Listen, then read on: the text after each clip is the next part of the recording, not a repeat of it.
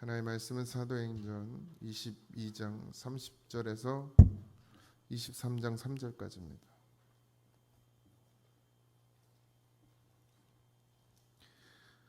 사도행전 22장 30절에서 23장 3절까지입니다. 다 찾으셨죠? 같이 합독하겠습니다. 이튿날 천부장은 유대인들이 무슨 일로 그를 고발하는지 진상을 알고자 하여 그 결박을 풀고 명하여 제사장들과 온 공회를 모으고 바울을 데리고 내려가서 그들 앞에 세우니라. 바울이 공회를 주목하여 이르되, 여러분 형제들아, 오늘까지 나는 범사의 양심을 따라 하나님을 섬겼노라 하거늘, 대제사장 아나니아가 바울 곁에 서서 사람들에게 그 입을 치라 명하니, 바울이 이르되, 회칠한다며 하나님이 너를 치시리로다.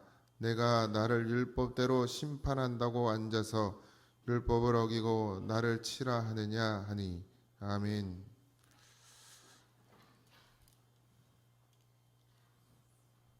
바울이 로마 시민인 것을 알게 되고 천부장이 이제 일단 하루를 감옥에서 지내게 하고 정확하게 무슨 일인지를 알아야 되기 때문에 다시 사람들 앞에 세웁니다. 이 천부장은 하나님을 믿는 자가 아니었고, 그리고 이제 바울보다는 어쨌든 자기가 생각할 때는 좀 낮은 신분이라고 생각했기 때문에 그래서 좀 조심스러워하면서도 그러면서도 또 유대인들의 그런 시선, 그러니까 그 당시에는 물론 관리니까 힘이 있겠지만 그 여론이나 그들이 이제 어쨌든 다른 지역에서 그들을 로마의 어떤 명령에 따라서 치리하고 있는 과정 가운데 그 여론을 무시할 수가 없었죠. 예수님 당시에도 그랬고, 그래서 오늘도 바울을 묶은 채로 하루를 보내게 하고 그리고 결박을 풀어서 이제 사람들 앞에 세웁니다. 공회를 주목하여 이르되, 이제 바울은 또 기회가 생기면 항상 뭐 다른 거 말하는 게 없고 오직 이제 복음을 이야기하는데, 오늘 이제 양심에 따라 하나님을 섬겼노라라는 말을 하게 되죠. 그들 앞에서 어쩌면 하지 않았으면 하는 말이기도 합니다. 왜냐하면 지금 자기들의 생각에는 바울이 자기들의 어떤 신앙을 거스리고 자기들의 가지고 있는 그 신앙을 무너뜨리려고 하는 자로 여기고 있는데, 그들이 섬기는 그 하나님을 함부로 입에 올리면서 자기는 하나님 앞에서 양심으로 범사의 양심에 따라서 했다 이렇게 이야기하니까 더 이제 충동질하는 게 되어 버리죠.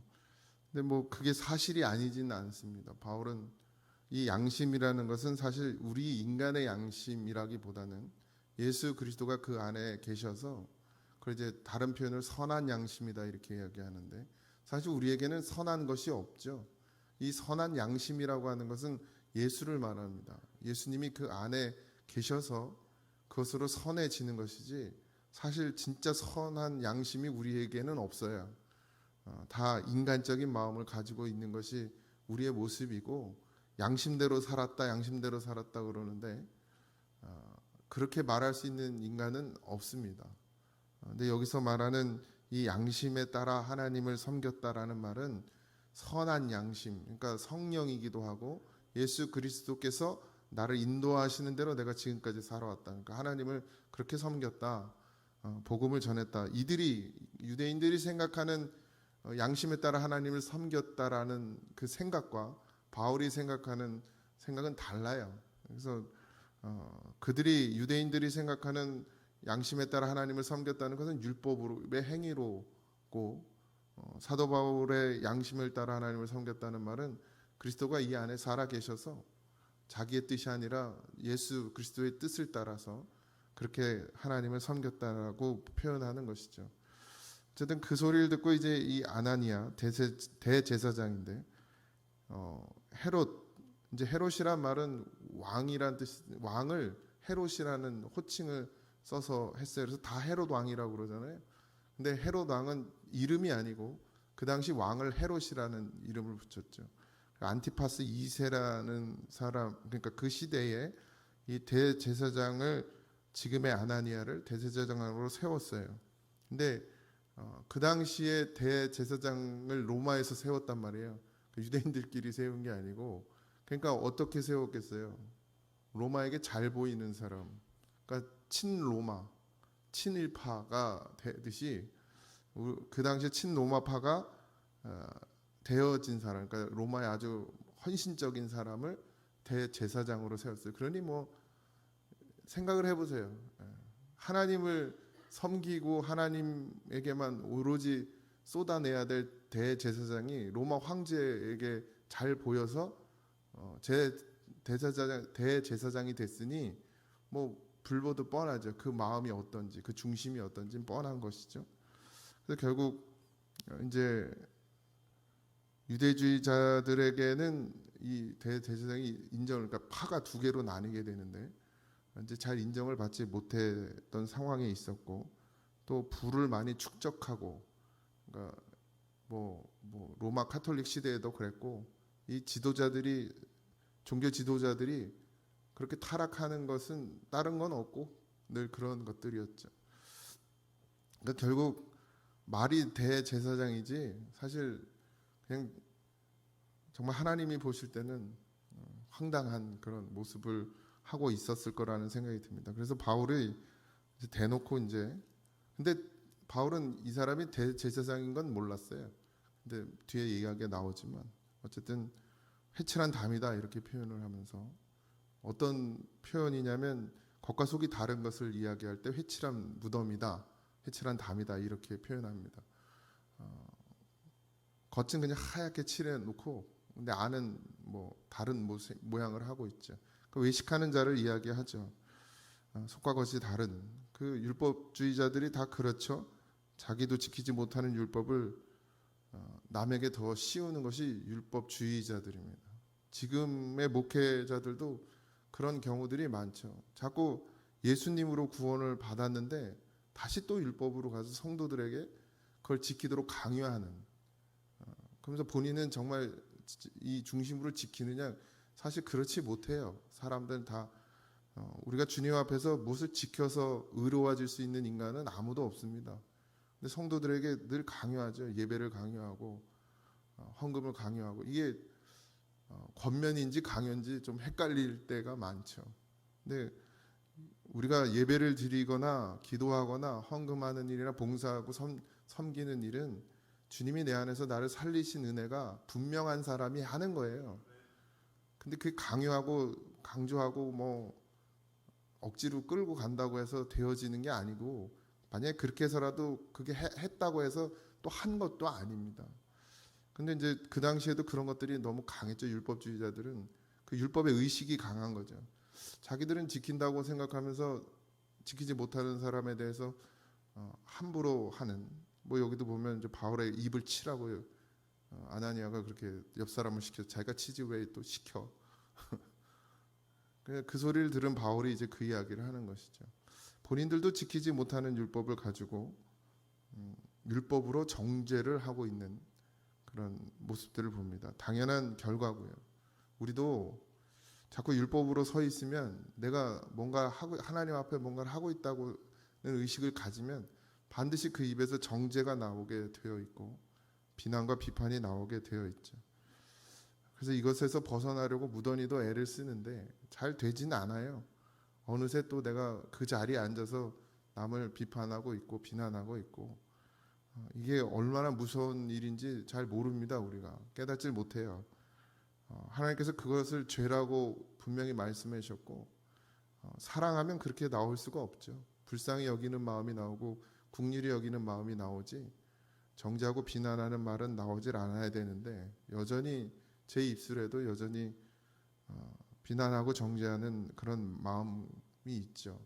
그리고 어린아이, 뭐 자녀들을 지금 키우고 있지만 이 아이들을 보면서도 아닌 것 같은데 순간순간 그렇게 아이인데도 불구하고 넌 왜 그래 하는 그 마음이, 나는 된다고 생각하니까 넌 왜 그래가 나오거든요. 근데 사실 뭐 제가 그 나이 때 그렇게 살았습니까? 정직하게 올바르게 살았나요? 뭐 딱 지키면서 다 살았나요? 시키는 대로 다 하면서 살았나요? 아니죠. 그렇지 않죠. 근데 어른들은 그걸 잊어버려요. 어른 중에 학교 다닐 때 공부 못한 부모는 없어. 나는 이 나이 때 공부 못했다는 부모 없더라고. 근데 사실 뭐 우리가 그렇게 열심히 학교생 선생님 말씀 정말 잘 듣고 부모님 말씀 순종하고 그렇게만 살진 않았어요. 말썽도 피우고 뭐 사고로 얼마나 쳤어요. 물론 이제 좀 착한 사람도 있겠지만 그렇게 살았어요. 그런데 우리는 그 모습을 잊어버리죠. 그리고 어린 아이들에게 마치 자기는 잘 산 것처럼 그러면서 이제 교육이랍시고 하는데, 사실 뭐 그렇게 완벽하게 살았으면 여기 있겠어요? 다 저 서울 가서 끈 필딩 놓고 살겠지? 근데 뭐 그게 뭐 잣대는 아니지만, 근데 그런 그 의식이 강해요. 인간은 그것에서 벗어나기가 너무 어렵죠. 그러니까 사도 바울은 늘 예수님으로 늘 용서하고 사랑하고 품었죠. 오늘 이렇게 지금 이제 여기 뒤에 읽어보면 서로 이렇게 막 논쟁을 펼치는데 그건 이제 좀 다른 문제고요. 이들하고의 논쟁은 좀 다른 문제고, 또 하나님 그렇게 인도해 가시는 것이고, 보통은 다 불쌍히 여기고 긍휼히 여기는 마음을 가졌어요.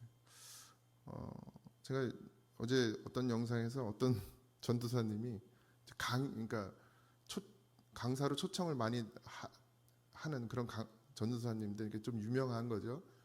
근데 그분이 그 노숙자 복장을 하고 자기가 이제 말씀을 전하러 가는 교회 앞에 노숙자, 비 오는 날 노숙자 분장을 하고 이렇게 얼굴을 싹 가리고 막 슬리퍼 신고 발이 새카맣고 막 이렇게 분장을 한 거예요. 그리고 앉아 있었어요. 이제 청년 집회인데, 그러니까 청년들이 교회를 들어가면서 그분을 볼 거 아니에요. 그러니까 피해가는 사람도 있고, 막 이제 막 이렇게 좀 멀리하고 막 무서워하는 사람도 있고, 그러면서 다 교회로 들어가는 거예요.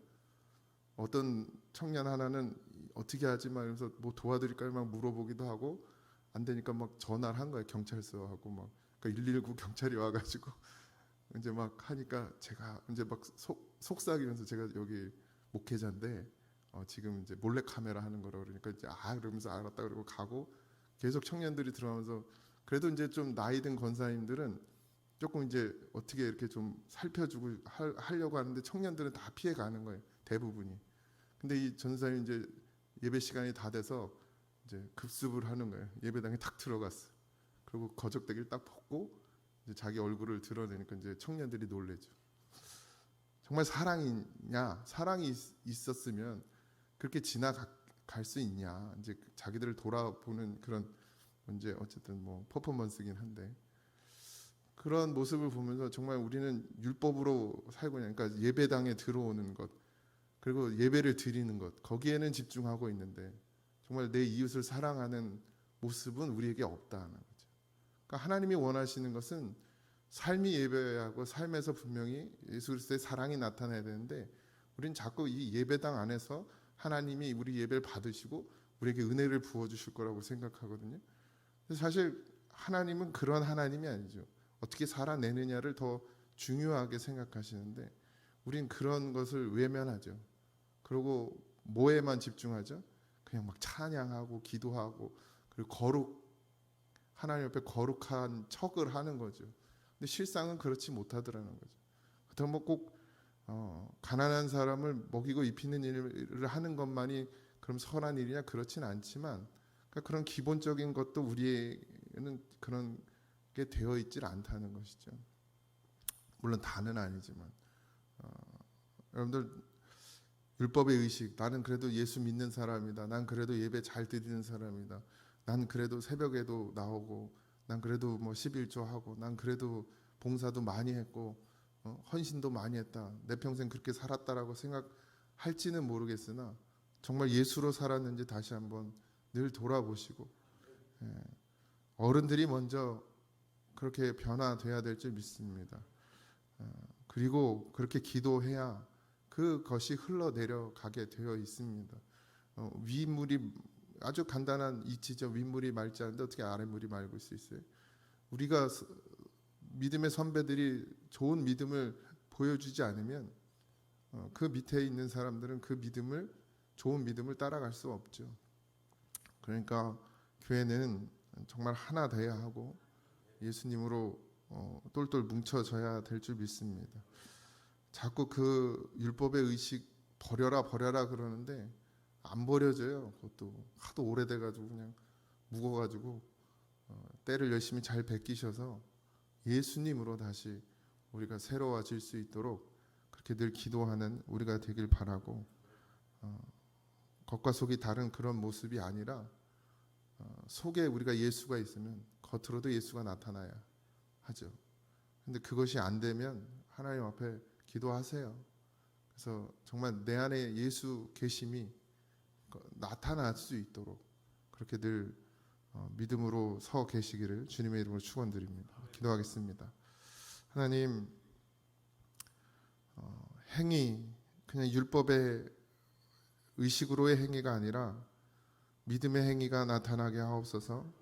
우리 안에 예수 살아계심이 아버지 하나님 선한 열매로 나타나게 하시고 그것이 생명이 되고 빛이 되고 소금이 되며 아버지 하나님 세상에 주의 이름을 널리 주의 영광을 나타내는 그런 증인의 역할을 감당하는 것이라고 믿습니다. 주여, 우리에게 정말 예수 살아계심이 증거되는 삶을 살아갈 수 있도록 오늘도 성령의 충만함을 허락하시고 오늘도 말씀을 우리에게 허락하셔서 아버지 그 말씀 붙들고 살아가게 하여 주시옵소서.